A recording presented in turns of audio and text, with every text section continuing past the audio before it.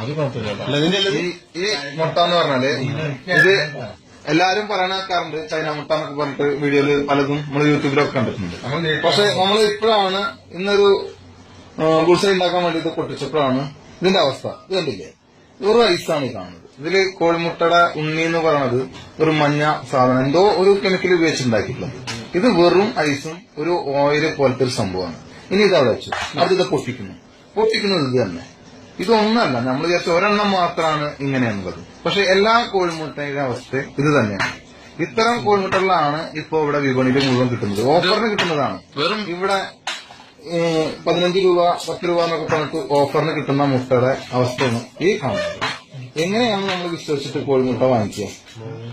ദയവ് ഇത് ജനങ്ങൾ ഒരു കാര്യം ചെയ്യുക, ഈ ഓഫറിൽ കാണുന്ന ഇത്തരം ഭക്ഷണ സാധനങ്ങൾ ഒഴിവാക്കാൻ ശ്രമിക്കുക. ഇതാണ് മുട്ട. ഇങ്ങനെയൊക്കെയാണ് കോഴിമുട്ട വരുന്നത്. എങ്ങനെ നമ്മളിതൊക്കെ വിശ്വസിക്കും? ഇത് 1-2 പേര് മാത്രമല്ല പൊട്ടിക്കുന്നത്, 3-4 പേരും കൂടിയിട്ട് 4-5 പേരാണ് പൊട്ടിക്കുന്നത്. നോക്കുന്നു എല്ലാവരും നോക്കും.